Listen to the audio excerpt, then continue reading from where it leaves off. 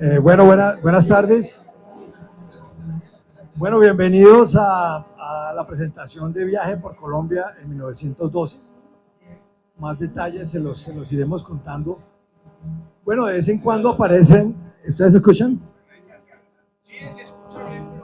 Bueno, perfecto. Ahora sí, toca acercarse bastante.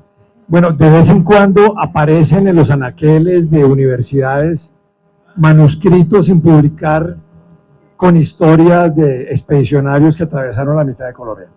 Esa es la historia de este libro, es increíble, no van a creerlo lo que van a escuchar. Bueno, y además, pues, además de eso es el lanzamiento de un nuevo sello de Ediciones Unidades y de la Facultad de Ciencias, que se llama el sello Magno.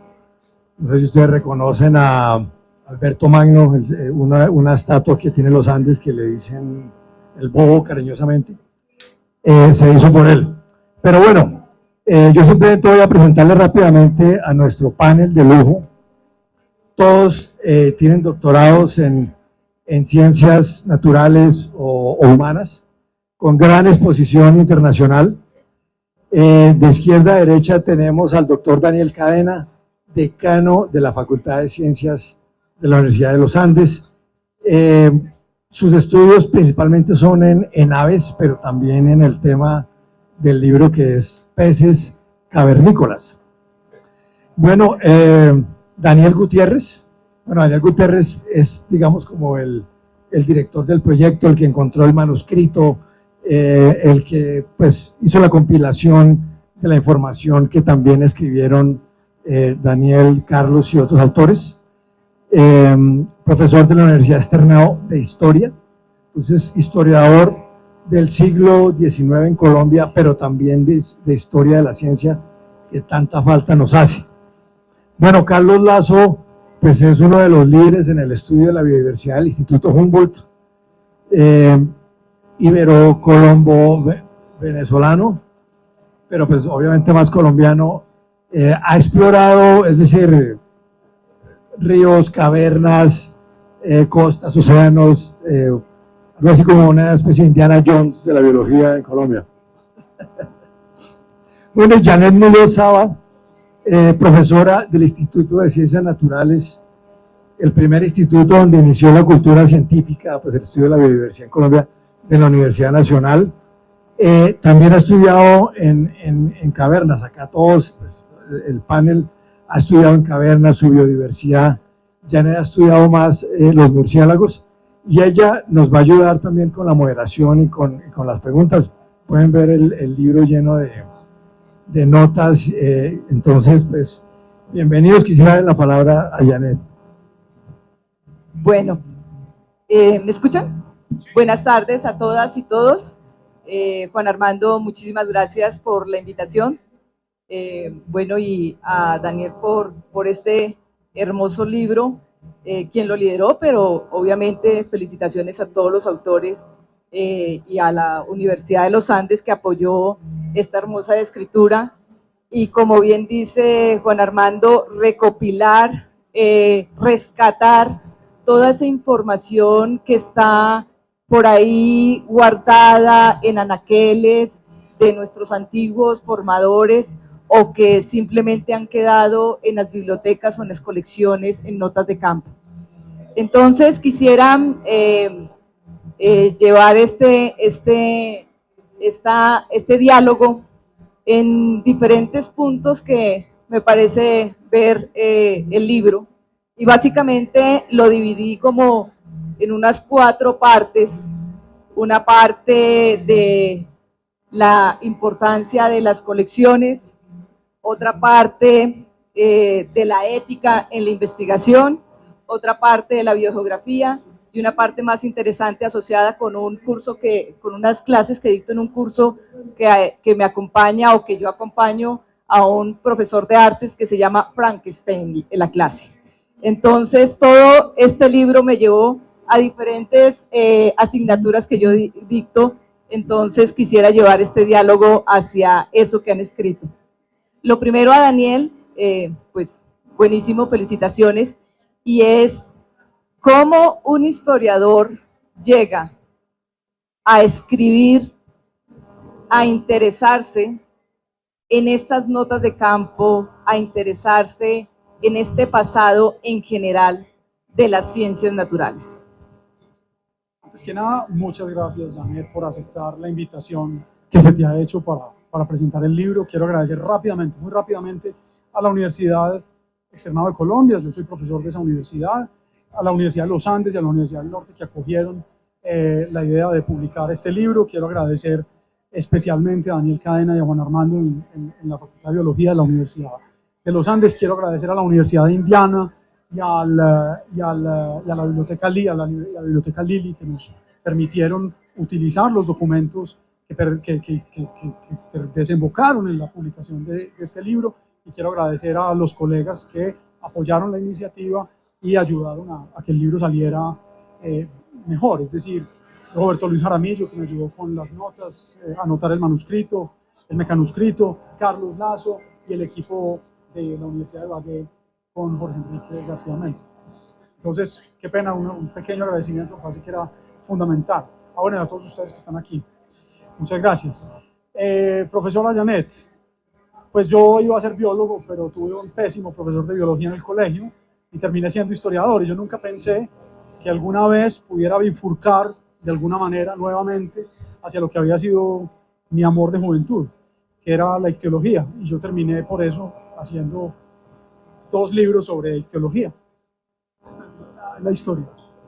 ¿Y por qué, o sea, fuera de Eigenmann, a quién más ha escrito y por qué llega a este naturalista? ¿Cómo llega a él? Yo publiqué hace 2 años un libro que se llama Peces Geológicos, que es una historia de unos bagres andinos. Y el protagonista del segundo capítulo es Carl Eigenmann. Y cuando yo estaba haciendo el capítulo, yo accedí a una documentación que existe en la Universidad de Indiana, donde Eigenmann era profesor. Y una parte muy importante me parecía el libro de viajes de Eigenmann. Y en ese momento yo dije, en algún momento habrá que publicar el libro de viaje de Eigenmann, cosa que hice. Afortunadamente, pues se consiguió.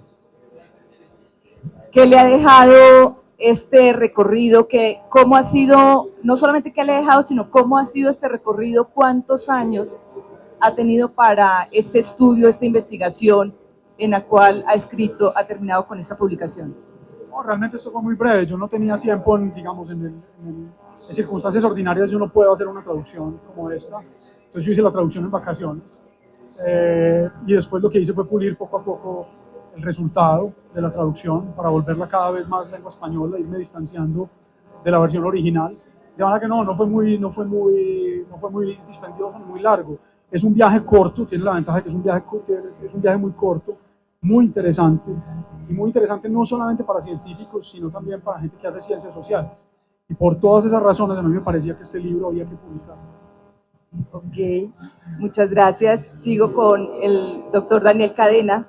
Precisamente con este viaje y teniendo en cuenta su experiencia, usted que ha estudiado muchísimo el genoma del pez ciego de las cavernas, si no estoy mal, es el Trichonycteris. Ok, entonces me gustaría que nos comentara ¿cómo es este estudio, para hacerle otras preguntas, cómo es este estudio genómico que se hace actualmente con estos peces, con las colecciones actuales? ¿Cómo es el trabajo en sí?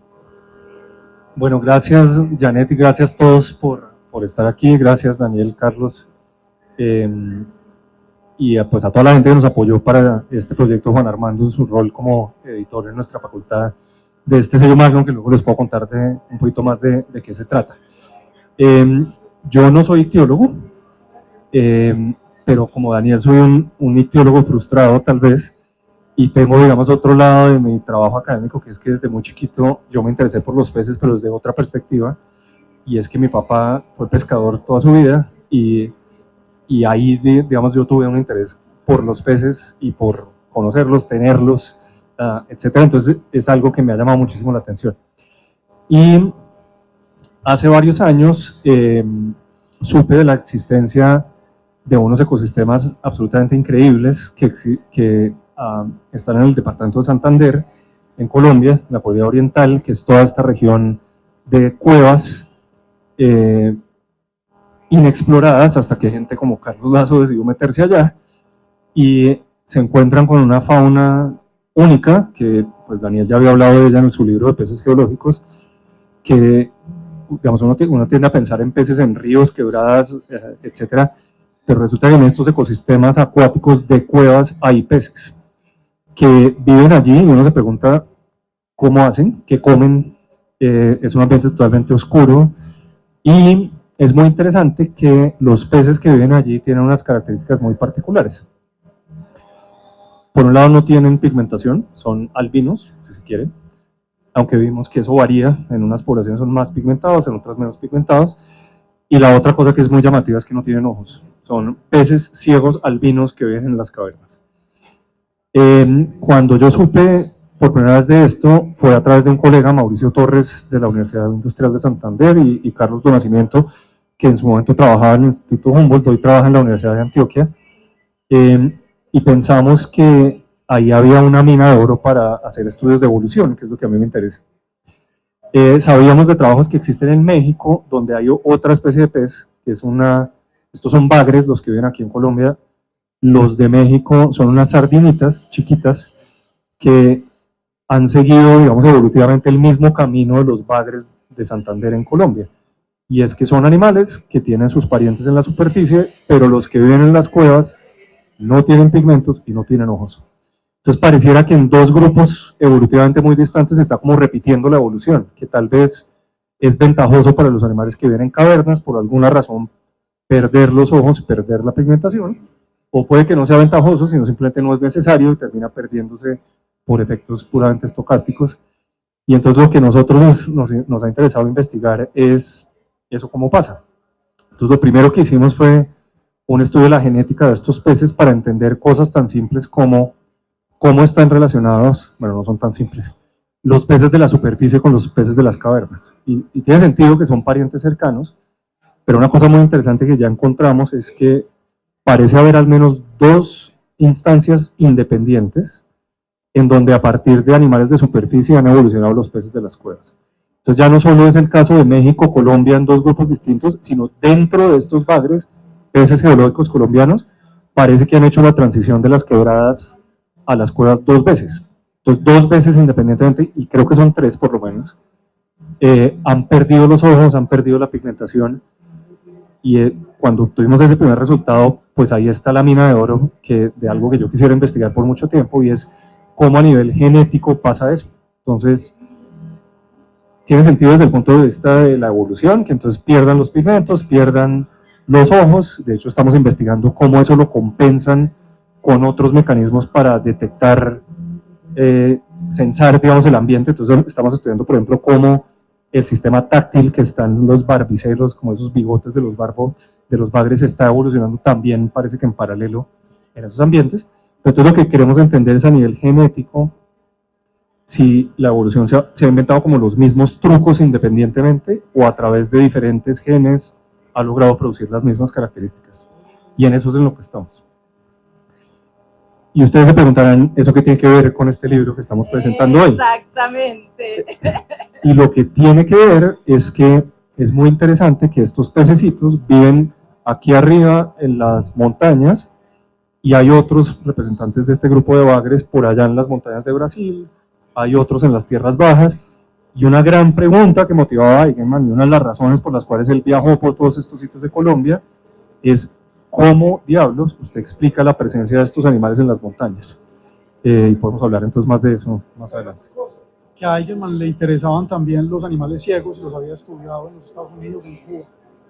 Exactamente. Y para continuar precisamente, ¿y cuál es la relevancia de lo que el profesor Daniel nos está hablando del ADN? Es que yo quiero llevarlos hacia otro lado. Y entonces era una pregunta para continuar ahí con el ADN. ¿Revisó las colecciones de Eigenmann? Janet, ¿tú sabes? Yo sé que tú no eres ictiólogo, pero la pregunta que hago es si lo revisó es, consultó cada uno de los ejemplares, vio la información asociada con este ejemplar, porque somos historiadores, ¿no? Entonces, estamos captando información. No, la respuesta es no, y yo no, de hecho, yo esto lo hice gracias a la generosidad de las instituciones estadounidenses, a las cuales uno les pide documentos y ellos mismos escanean el documento y lo envían gratuitamente para que uno pueda hacer este tipo de cosas. Yo no tenía financiación para hacer esto. Entonces, desgraciadamente, no he visto los tipos recolectados por Eigenmann. Entonces, ahí vamos, como se dice, esta historia va a continuar. Y la pregunta precisamente al profesor Daniel, que él maneja toda esta parte de ADN, ¿no han pensado entonces en armar un proyecto teniendo en cuenta lo que nos acaba de comentar, en donde podamos precisamente ir hacia los ejemplares originales capturados, recolectados por él y hacer un estudio del ADN antiguo? Eso sería muy interesante, pero hay un problema que tiene que ver con las técnicas de preservación de los peces. Entonces, esto está contado en el libro de cómo trabajaba Eigenmann y pues básicamente la forma en que los ictiólogos preservan sus peces para que puedan ser estudiados a lo largo de siglos es que primero los fijan en formol y luego los conservan en alcohol. Y el formol tiene un efecto que básicamente degrada los ácidos nucleicos y es muy difícil poder acceder a ese material histórico. Sin embargo, aquí mis colegas les podrán contar, ellos están haciendo estudios buscando otro pez perdido que hay por ahí, que de pronto llegamos ahí en algún momento en la conversación, y lo que sí podemos hacer es, ahora tenemos una biblioteca de los genomas o de secuencias de genes de peces contemporáneos, y ellos lo que están tratando de hacer es pescar literalmente en sitios como el lago de Tota, a ver si en el ambiente hay las pistas de material genético que no lo puedan asociar con nada. Y eso nos diría, oiga, ahí de pronto hay esa historia de ese pez perdido que tal vez les puedo contar.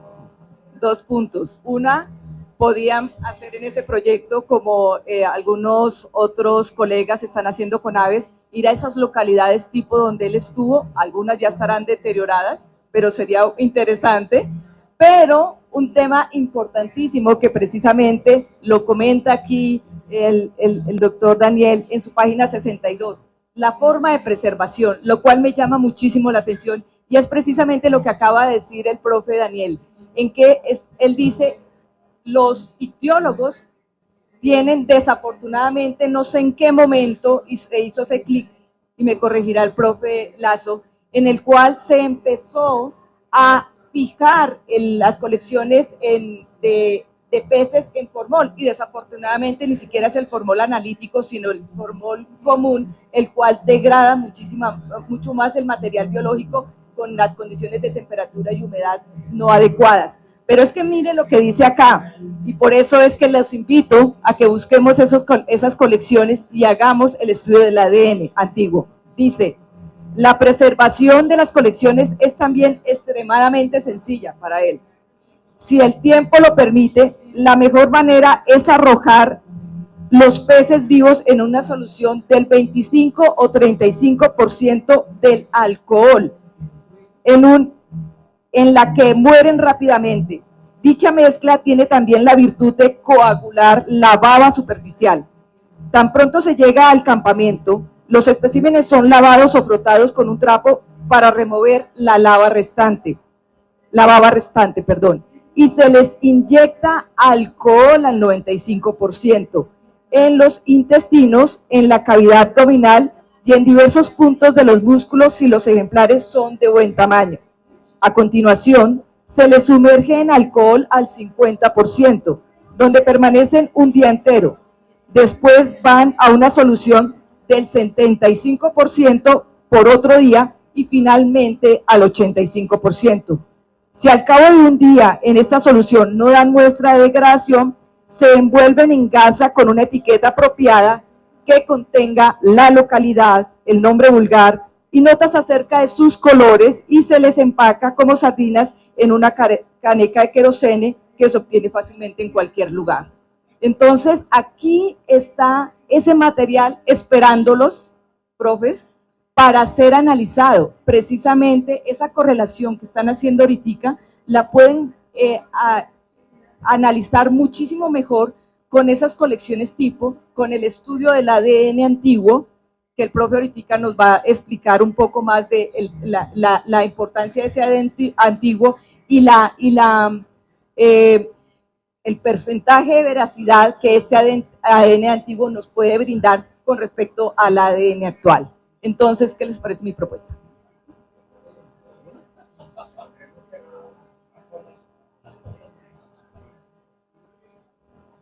Sí, pues suena, o sea, si no usara un formol, que me llama mucho la atención, sí podría eventualmente uno hacer cosas. Por ejemplo, en este proyecto de aves que menciona Janet, que estamos, digamos, al mismo tiempo que Eigenmann viajó por Colombia haciendo este viaje único, recolectando peces, había otro investigador norteamericano viajando acá, que se llama Frank Chapman, recolectando aves. Y una de las cosas que estamos haciendo con las aves de Chapman es obteniendo secuencias de ADN de hace 110 años y secuencias de ahora, y las podemos comparar para estudiar cómo han cambiado las especies a través de un siglo, que es una cosa pues bastante única que nos tiene muy emocionados con lo que podremos encontrar. Es difícil, pero porque tiene un montón de dificultades técnicas, pero ahí vamos. Me llamaba también la atención en algunos apartes que decía que, bueno, con una de las técnicas que utilizaban también se recolectaban aves y algunos artrópodos. ¿Ese material que él menciona ahí se recolectó o simplemente fue que murió por las técnicas que se utilizaban y no se recolectó? Pues Eigenmann estaba dedicado a recolectar peces y pues ocasionalmente recolectó otros organismos que no creo que hayan, digamos, que sea colecciones significativas que hayan llegado ahí. Pero hay una historia que me parece que es una de las historias bonitas que aparece en ese libro, es el trabajo de Eigenmann con un naturalista local que se llamaba Manuel González, que Eigenmann básicamente lo empleó como un todero, una persona que le ayudaba con todas sus labores, pero se volvió un tigre para recolectar especímenes de peces, y para resolver la vida de Eigenmann. Él habla en el libro, a diferencia de lo que muchas veces pasa con estos naturalistas antiguos, se refiere a su ayudante local como una joya, Manuel González, y resulta que Manuel González, después de haber acompañado a Eigenmann en su viaje, se convirtió en uno de los mayores recolectores de aves en Colombia, que ayudó a Chapman con su documentación de las aves colombianas. Y todo eso, que seguramente González fue inspirado por su trabajo con Eigenmann, seguramente lo motivó a trabajar luego en las colecciones de aves, que sí, muchísimos especímenes terminaron en los Estados Unidos para ser estudiados. Entonces ahí hay una historia por contar, que es la historia de ese gran naturalista colombiano que mucha gente no conoce, que fue Manuel González. Profe Lazo, en el segundo capítulo del libro usted cuenta un paralelismo entre Eigenmann y usted. Yo quisiera que, guardando las proporciones más o menos, pero yo quisiera que lo sentí como que si hubiera sido parte de su inspiración, pero claro, obviamente usted viene desde hace mucho tiempo trabajando en esta área. Quisiera que nos hablara de, como ictiólogo, como recolector, como naturalista, como biogeógrafo, precisamente, ese trabajo de este autor, de este recolector, de este naturalista, cómo ha evolucionado teniendo en cuenta las nuevas técnicas. Me refiero específicamente a la ética de investigación, a las formas de recolección, a la información asociada a la colección y a esos diferentes estudios como el que usted principalmente hace a nivel de biogeografía. Bueno, buenas tardes, muchas gracias a ustedes por venir, a ti por la clase de genética, de evolución, de colecciones científicas, museos de historia natural. Hay inevitablemente un sesgo porque todos somos biólogos, frustrados, pero somos biólogos. Bueno, cuando surge esta idea, bueno, yo conocí a Daniel tiempo atrás con el libro de peces geológicos. El libro de peces geológicos para mí fue la excusa de tener al capitán, al capitanejo y a tu amigo el pez ciego, el pez de las cavernas, para mostrarnos otras cosas de lo que ha sido la historia de la ciencia en los 2 últimos siglos, ¿no? Este libro, que pues tú hablas que es una traducción, realmente no es una traducción, es parte de una traducción. El libro sí tiene muchos elementos personales muy bonitos, muy interesantes. Hacer una traducción es lo más difícil del mundo.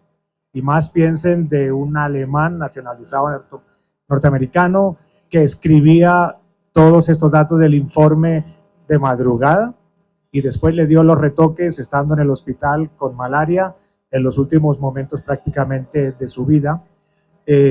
Yo lo que veo antes de contestar tu pregunta es el gran esfuerzo que hizo Daniel recuperando los archivos de una persona que fue quizás uno de los ictiólogos más importantes del siglo XIX, para mencionar algo, pues de todas las especies de peces del río Magdalena, que tenemos 234, 240, con el nivel de endemismo, especies únicas más grande de América del Sur, Eigenmann describió 56.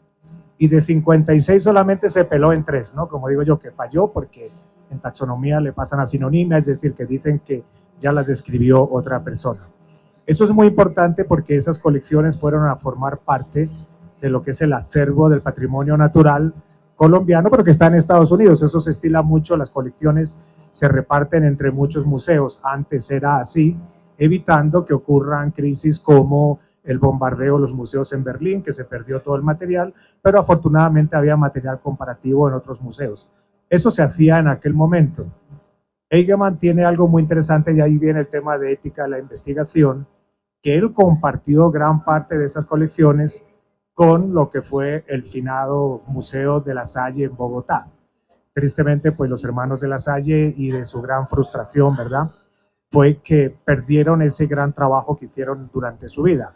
Si esos naturalistas, lasallistas, no hubieran mandado material a Eigenmann o a otros museos de historia natural, eso se hubiera perdido. ¿Cómo es la ética en la actualidad? Pues ahora ha cambiado mucho. Ahora ustedes saben que pues existe una permisología legal, existe un convenio de diversidad biológica, se necesitan unos permisos, hay que hablar, necesitas permiso. Colombia es un país muchísimo más complejo, lo hemos dicho en todas las reuniones, que ir a recolectar cualquier muestra no es como una universidad en Europa que sales a recolectar y chao, no, aquí es todo un proceso de la preexpedición. Y cuando me hablas del, pues no es paralelismo, sino que es, bueno, yo empezando a estudiar este tema, mis primeros libros fueron los originales de Carl von Eigenmann, cuando él trabajó en la Guayana Británica, lo que es hoy la República Cooperativa de Guyana. Y eso marcó un poco mi formación como ictiólogo en aquel momento. Yo la ictiología es lo que menos hago hoy en día, pero sí tuve muchos vínculos, no es paralelismo, sino es la formación, relacionamiento con hermanos de la Salle, en fin.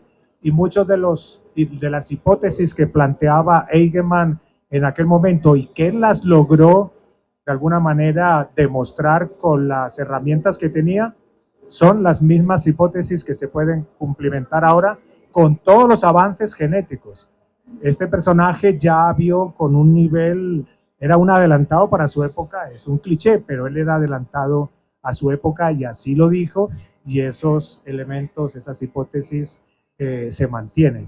Pero bueno, lejos de ver la historia y esa exploración, es como era Colombia hace un siglo casi que exactamente, en los Andes, en esta reunión con el profesor Juan Armando y con Daniel, lo mencionábamos, qué distinto era el país en aquel entonces, y yo siempre aprovecho y digo en todas las reuniones de la bendita carta o la pregunta que él le hace al cónsul estadounidense, tú me corriges, aquí en Colombia, que qué tipo de precauciones o incluso de qué tipo de armas tenía que llevar aquí a Colombia, ¿no? Y el cónsul más o menos le dijo, fresco, fresco, venga, que aquí no hay ningún problema.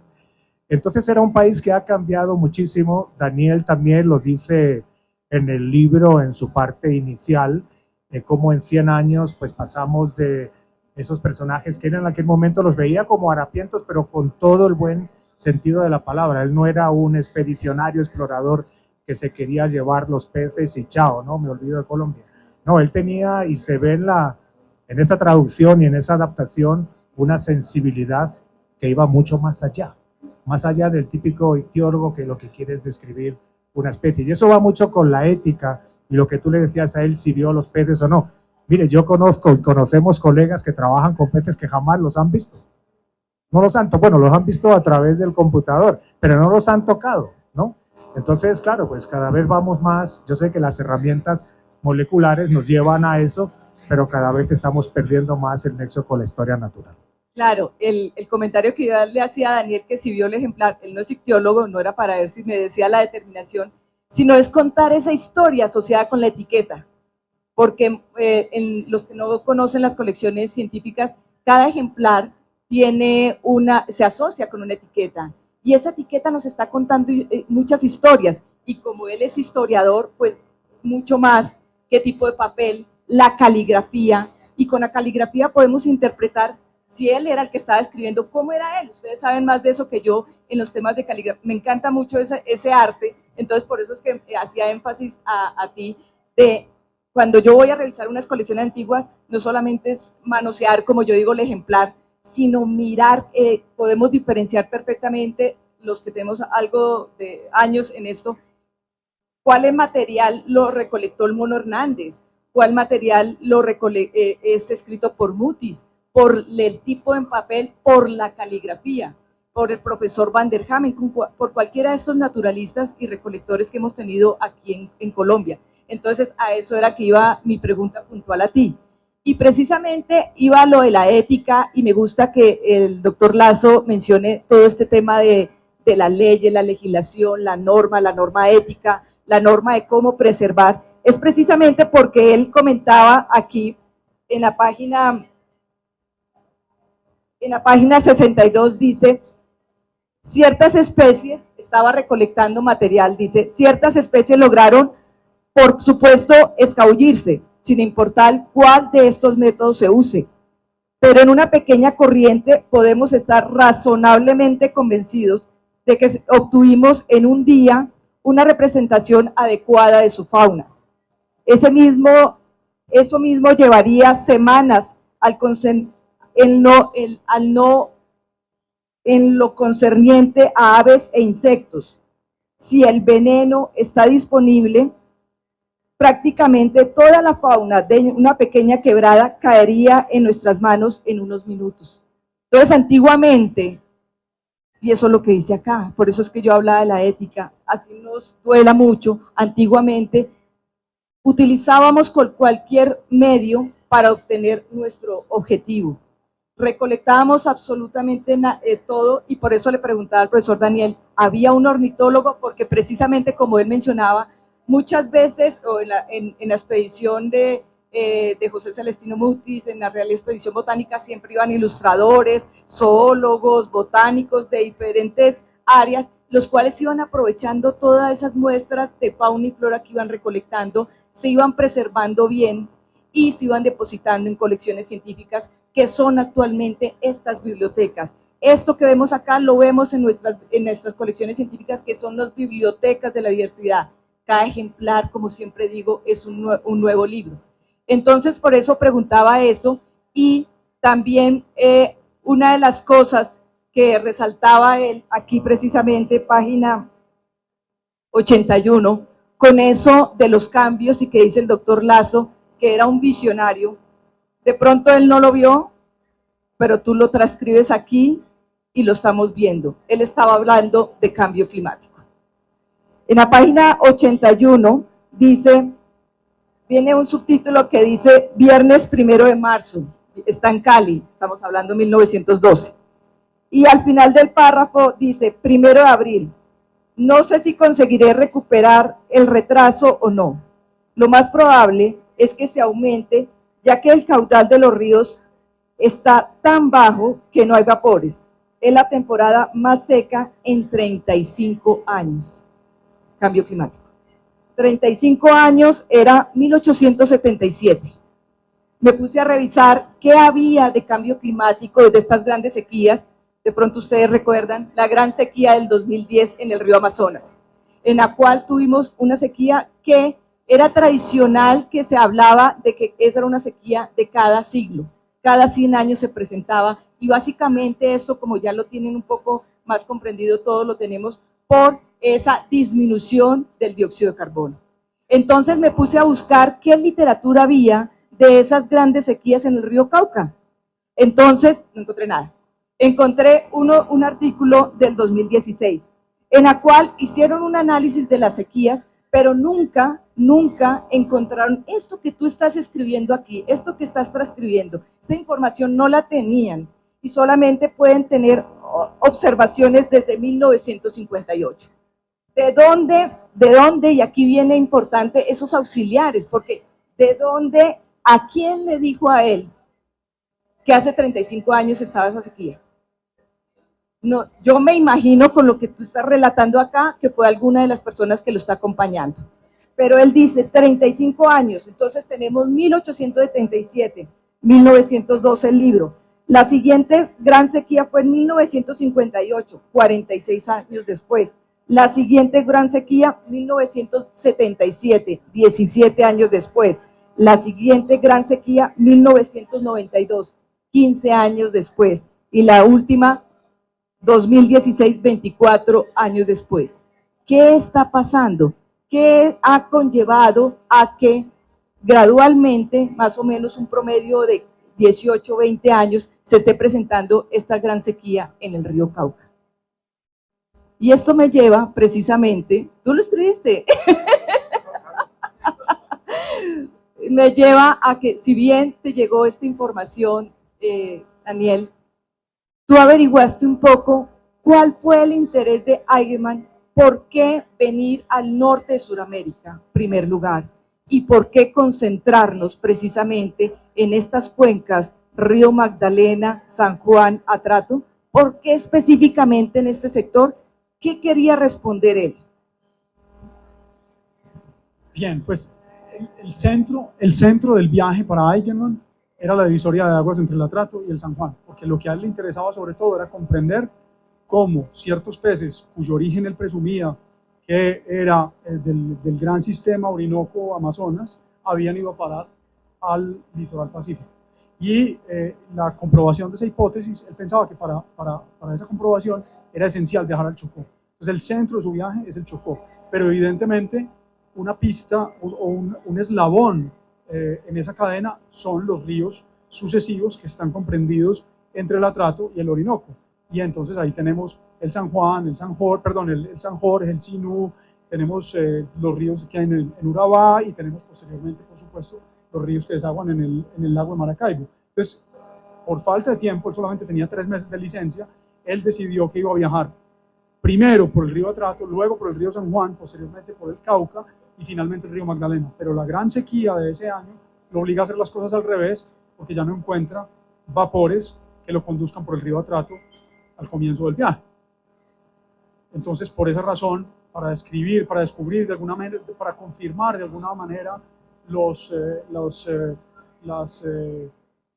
distribución de los peces de agua dulce en Sudamérica, es que Eigenmann comprende la importancia de venir a Colombia después de su viaje a Guyana unos años antes. Profe Daniel, ese paralelismo de los peces, y usted que es bien conocedor de las aves, biogeográficamente, ¿cómo refuerza el grupo biológico de los peces y esas barreras biogeográficas que hay ahí con lo que han encontrado en las aves? Bueno, pues una de las cosas que Eigenmann termina proponiendo en su trabajo es esta hipótesis que, aparte a mí me impresiona, el tipo era increíblemente prolífico, ¿no? O sea, él vino a Colombia en 1912 y en 1912 está publicando los trabajos con sus hipótesis. Nosotros nos demoramos años en publicar cualquier vaina, ¿no? Y una de las hipótesis entonces que él tenía es esta conexión entre la fauna del Atrato y el San Juan con la fauna del Magdalena, que pues Carlos me complementará ahí.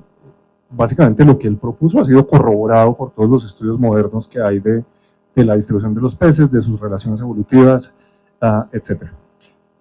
¿Hasta qué punto lo que él encuentra es congruente o no con las aves? Es una pregunta interesante porque, fíjense, esto lo hablábamos en una conversación que tuvimos hace un tiempo con Daniel Gutiérrez, como que las aves y los peces viven en ambientes muy distintos, ¿no? Entonces los peces viven en el agua, las aves viven en el aire.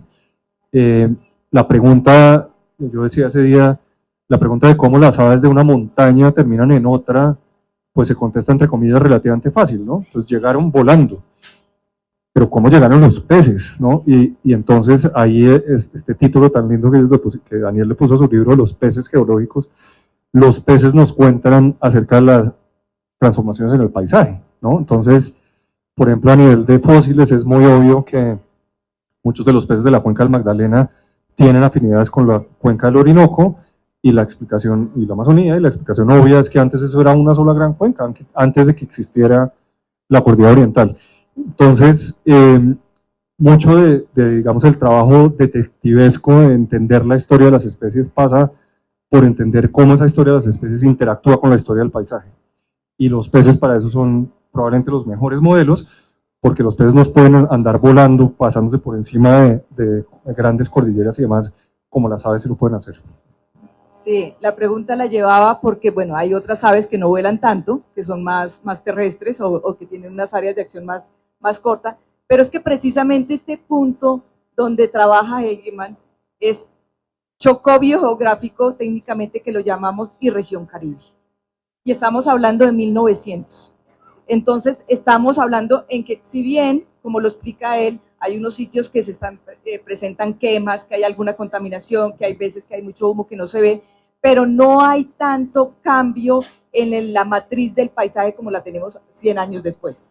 Entonces, ahí vamos a tener una historia de grupos bióticos originarios o endémicos, es decir, que están restringidos precisamente por estas cuencas o por estas cordilleras que hay, que vienen precisamente unos que se han quedado ahí del intercambio biótico que ha habido hace unos 5 millones de años aproximadamente, de 14 a 5 millones de años aproximadamente, entonces se quedan ahí, y por eso era mi interés. ¿Qué han visto precisamente biogeográficamente de algunos grupos de aves para hacer ese paralelismo entre ustedes dos y de los peces? Y ahí va incluido toda la biografía del profe Lazo, precisamente que se quedaron ahí y cómo están asociados con esa biota. Era lo que yo veía ahí. Bueno, antes de seguir, ahora es una clase de biogeografía. Hay que aprovechar el... No, Egeman tuvo dos grandes problemas cuando él viajó, hay que decirlo.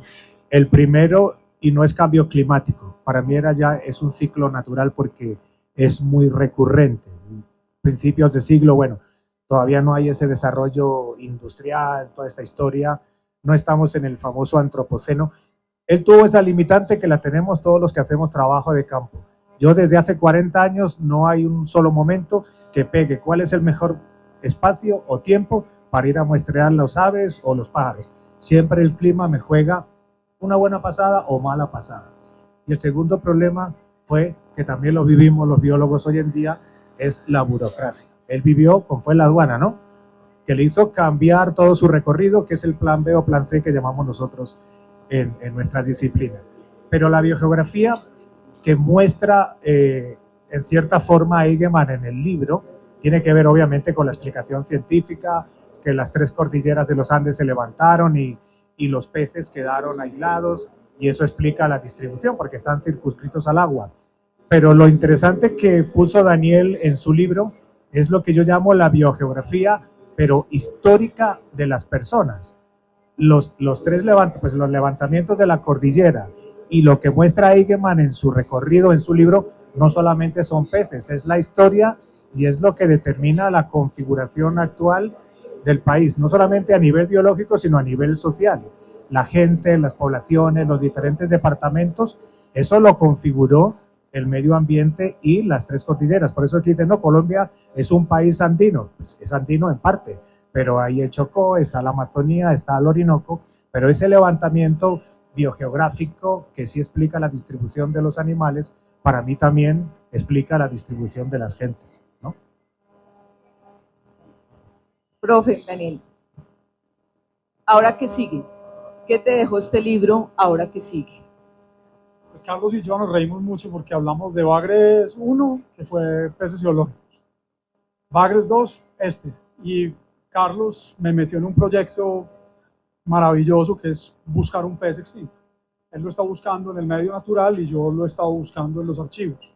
Entonces estamos terminando una investigación, que yo creo que es una investigación muy bonita, tratando de dar cuenta de la historia de una especie desde que es descubierta en 1942 por un ictiólogo, por un piscicultor ecuatoriano encargado de la introducción de los salmónidos a Colombia, descrito por un inglés que trabaja como secretario de un ferrocarril en el río Magdalena, y extinguido por las enormes transformaciones del paisaje en Boyacá en la década de 1940 y 1950. Ese es el proyecto. Que es el pez graso del lago de Tota, que es otro bagre hermano de los otros bagrecitos. Y creo que pues algo que he querido dejarles es no solamente este libro, sino de todos los libros en general, este hermoso libro que es excelente y como le decía ahorita es un excelente regalo, es un libro para regalar. Viaje por Colombia en 1912, Ríos Magdalena, Bogotá, Cauca, San Juan y Atrato. Para mí este libro, sus autores principales ellos, pero después de que uno empieza a leerle, cada uno tiene su interpretación y cada uno empieza a crear su propio libro. Y precisamente eso es lo que yo he hecho con este libro. Cada línea, como yo digo a mis estudiantes, leer entre líneas, no solamente lo que le cuenten los autores. Y cada una de estas líneas a mí me dejó muchísimas más preguntas, me sacó mucho más ejercicios que los pondré en práctica ahorita en mi asignatura de evolución con los muchachos. Es un libro para mí de obligatoria lectura para la persona de a pie, como yo digo, el historiador, el científico, el lector consumado, para todo el mundo. Es un libro a todo nivel y de cualquier edad, o sea, es de una fácil interpretación. Y como cada uno lee y ve lo que quiere, yo les quiero preguntar a cada uno de ustedes qué opina con respecto a lo que está escrito en la página 80. Empiezo con, sí, luego termino con Carlos Lazo. En Girardot me dijeron que en el Alto Magdalena había ostras. Pensé que podía tratarse de cualquier cosa menos de ostras. Pero en realidad uno nunca puede estar seguro de lo que le va a deparar un día de viaje en Sudamérica. Mientras caminaba por la parte panda del río La Paila, me topé con conchas muertas de mejillones. Era la primera vez que veía en Colombia y de inmediato me puse a buscar ejemplares vivos.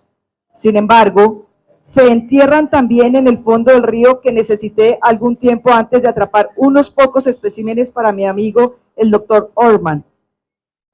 Me cuenta que esta especie no se veía desde hacía más de 100 años. Fue descrita por primera vez por Brugger a partir de especímenes que probablemente procedían del norte de Sudamérica, aunque se desconoce el lugar exacto. ¿Qué historia nos cuentas ahí? Pues ahí hay unas historias múltiples, muy interesantes. Y a mí, una de las cosas que me ha gustado de esta conversación es que yo este libro no puedo dejar de leerlo con ojos de historiador. Y yo me fijo, y normalmente me detengo en muchos de los asuntos que no hemos comentado el día de hoy. Porque Eigenmann habla todo el tiempo. Eigenmann es un biólogo interesado por el mundo y no solamente por la biología. Y yo no sé eso qué tan raro es, pregunto a ustedes dos. Este es un hombre capaz de comunicarse con la gente que tiene alrededor, de dejar de pensar en peces, de disfrutar con el paisaje, de describirnos cómo se viste la gente en Colombia, de hablarnos de qué se come. Es un viaje muy completo.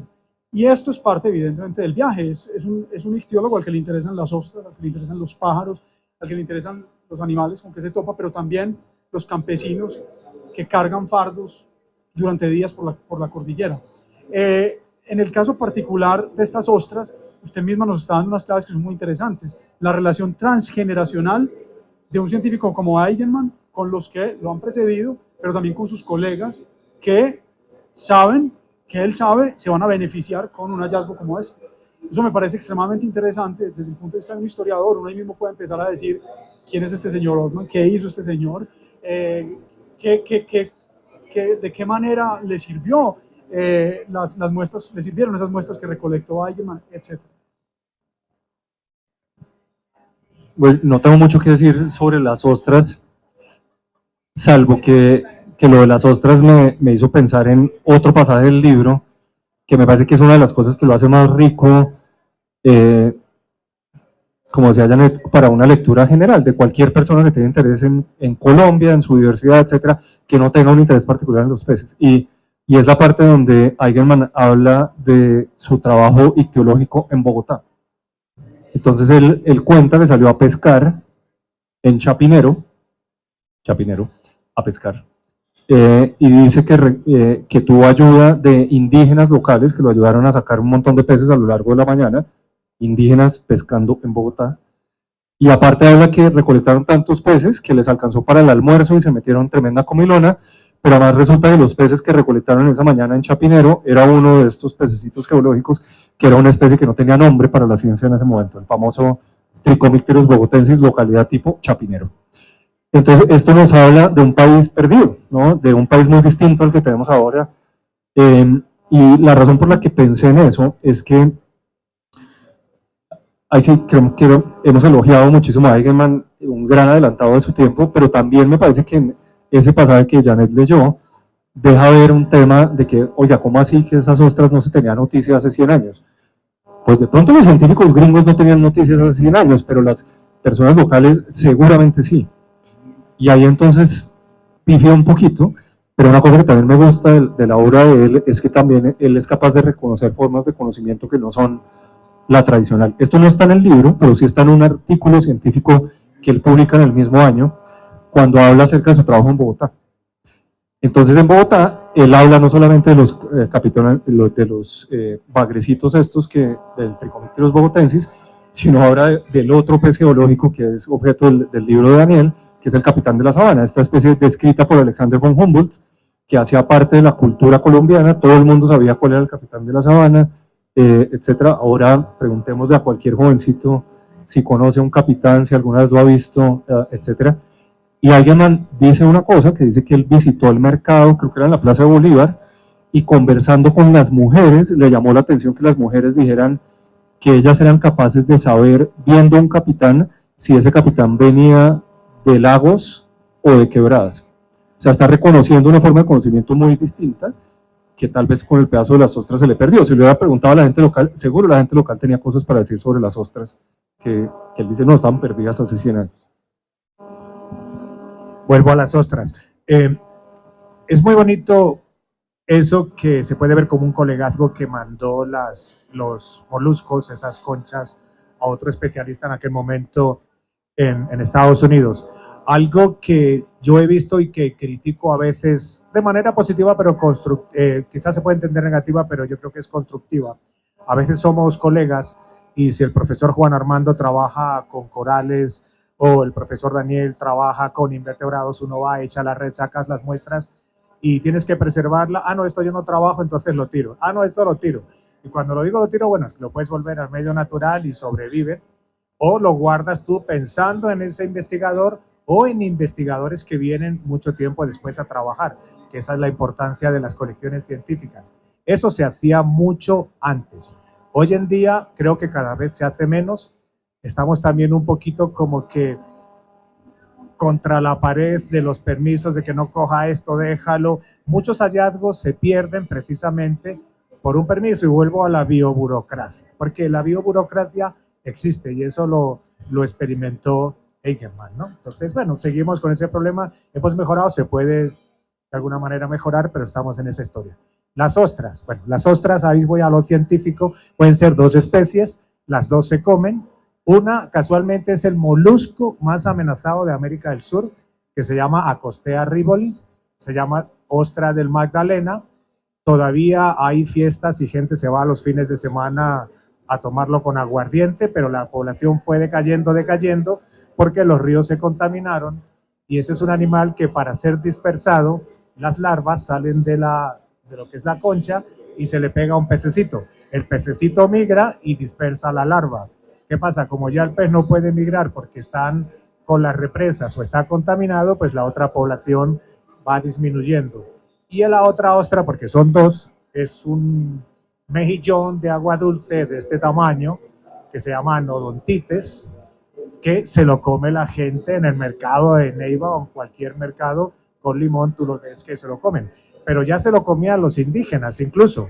Ahí en las excavaciones que hizo la Universidad Nacional, el grupo de Morcote, y otras excavaciones que hicimos en Venezuela con la Universidad Central en la Guayana, hay restos de estas conchas que los indígenas se las comían. Entonces, pues es parte de todo ese acervo histórico y cómo vinculas, tú hablabas del capitán, pues los arqueólogos han trabajado y han hecho excavaciones en esos mercados que estaban por aquí en Las Flores y ahí han encontrado restos de huesos de capitán y capitanejo porque la gente se los comía y los vendían en el mercado. Entonces todo está ligado, la historia, la arqueología, la ciencia, los museos, el cambio climático, el ADN. Ya vamos a ver si podemos hacer la resurrección de las especies extintas. Gracias. Pero es todo lo que esto y más que nos deja este libro, nos deja esta lectura y precisamente lo que ellos resaltan, ese trabajo en el cual va caminando a lo largo y ancho del río Magdalena, San Juan Patía y trabaja con la comunidad, dialoga con ellos, explica qué es lo que está haciendo. Entonces, eso que muchas veces se está perdiendo es como intermitente en nuestra cultura científica actual. Hay veces que sí le damos mucha relevancia y precisamente socializamos nuestro trabajo y también respetamos y aprendemos muchísimo de las comunidades. Entonces, esto es un legado que también nos deja Eichmann. Y precisamente lo que decían de las diferentes cosas, y lo resaltaba el profesor Daniel precisamente en el prólogo, página 11, el compre su boleta para llevarse el monstruo del Magdalena. Entonces, también nos está diciendo el tamaño, cómo ha variado el tamaño, las tallas, precisamente de estos peces y otra fauna, y mucho está asociado, que yo lo veo acá, con esa contaminación del agua, y lo veía cuando también estaba leyendo la parte de preservación de los ejemplares. Él rebajaba el alcohol, supongo yo, porque no lo dice, pero no lo cargaba, supongo que con agua del río. Actualmente eso no lo hacemos porque está contaminado y estamos deteriorando el alcohol que estamos comprando, pero en ese entonces se encontraba en buenas condiciones. Pero volviendo a las ostras, y con esto entonces termino, son 4 visiones diferentes de las ostras. Me llamó muchísimo estos 10, 15 renglones de esta página, precisamente porque decían ostras, simplemente, y las voy a llevar. Y me puse a buscar dónde está la ostra, dónde quedó esa ostra tan rara, quién es esta ostra, que ya nos explicaron un poco. La cual supongo, porque no encontré más para atrás, fue descrita por Young en 1962, hicieron un trabajo Pardis y Boneto en el 67, posteriormente Young vuelve a trabajar en ella en el 78, no me queda claro absolutamente dónde queda el ejemplar preservado, pero es súper importante esta ostra que encontró por ahí. ¿Qué hace aquí? Nos está contando muchas historias, porque estas ostras, ¿cuál era la extrañeza? Y precisamente era todo el conocimiento que él tenía en esa época, que era consciente que este grupo se encontraba únicamente en lo que es Asia. Tenemos acá, estas ostras pertenecen a la familia Heteritidae, y esta ostra, como ya lo dijo el doctor Lazo, es Acostae rivoli, que es endémica y originaria del Valle Alto del Magdalena en Colombia. Sus grupos hermanos, los otros géneros de esta familia son Pseudomoleria de la India y Heteria de África y Madagascar. Claramente, a los que trabajamos en esta parte de evolución, vemos todo un grupo que nosotros llamamos Gondwana, es decir, cuando América, Suramérica estaba unida, y estamos hablando aproximadamente Jurátriásico, es decir, unos 200 millones de años. Mira la historia que nos está contando y qué hace a este lado. Entonces, hay unos autores de la poca literatura que hay que dice, claro, viene ahí evolucionando, pero otros autores que no conocen un poco la geología, que es importante para comprender precisamente estas distribuciones, que hablan de que convergencia, es decir, que usted evolucionó allá y usted acá. Sí, claro, se habla de un segundo punto de evolución de este grupo en el Mioceno, estamos hablando de lo que hablábamos ahorita, desierto de la Tatacoa, los últimos 20, 25 millones de años, y seguramente sí, y está asociado. ¿Usted qué hace ahí? Si venimos, y ellos estaban hablando ahorita de las faunas semejantes entre la cuenca de la Orinoquia y la Amazonia. ¿Por qué? No solamente porque sí había cordilleras, no teníamos la altitud que tenemos actualmente, pero es que lo que era Amazonas y Orinoquio era una sola unión, y algo muy importante que esta ostra nos está diciendo 2 cosas fundamentales.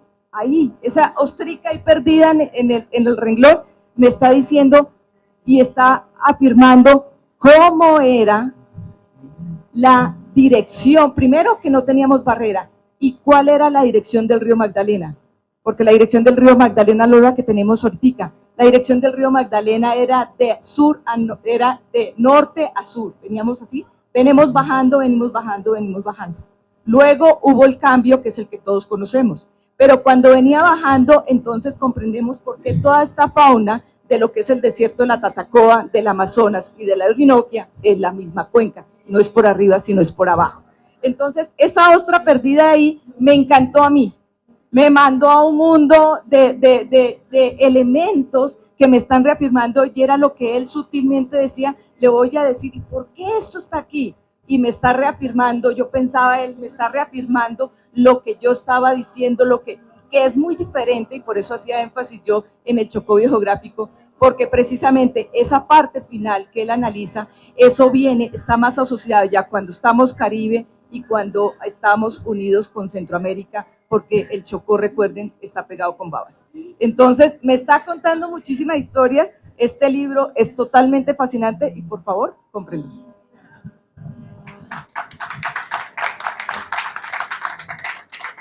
Gracias, Janet y todos. Yo quería aprovechar, ya tenemos que cerrar, mencionar que pues, este libro es el segundo en un nuevo producto editorial que hemos lanzado desde la Universidad de los Andes, que hemos llamado el sello Magno, como decía Juan Armando, que es básicamente esto es un libro dedicado a temas científicos en Colombia, porque nos dimos cuenta que había un nicho importante por llenar, y publicamos entonces 2 obras para empezar el sello, este gran libro del viaje de Eigenmann por Colombia, y el otro que tiene ahí Janet es el libro de otro gran viajero, un botánico, Nicolás Yacán, que viajó por el Caribe. Este no es una traducción, es un libro escrito por el profesor Santiago Magriñán, que escarbó en los archivos, es un botánico con vena de historiador, acerca de la historia de Yacán en el Caribe. Y simplemente quería entonces mencionar que tengan en el radar al sello Magno. Vamos a estar publicando libros de historia de la ciencia, pero también libros de divulgación científica, libros de texto, y estamos muy interesados en hacer la ciencia mucho más accesible para una diversidad amplia de personas, y de trabajar con colegas maravillosos como los que tengo aquí al lado, pero otras instituciones. El libro de Eigenmann es publicado junto con la Universidad del Norte. El libro de Yacán es publicado con la Academia Colombiana de Ciencias Exactas, Físicas y Naturales. Este año vienen varios proyectos editoriales con otros socios. Entonces quería que supieran que existe esto, pónganle ojo en las librerías, recomiéndenlo, ojalá. Y nada, entonces agradecer a Ediciones Uniandes por ser nuestros socios en este proyecto, por organizar este espacio, María Victoria, Juan Camilo, María, a todos, y gracias a todos por estar acá. Hoy entonces se pueden llevar el libro, y como un pequeño aliciente, las personas que quieran llevarse el libro hoy se pueden llevar gratis unos ejemplares de la revista Hipótesis, que es nuestra revista divulgativa de temas científicos de la facultad. Pues gracias a todos otra vez, y gracias a mis compañeros por acompañarnos.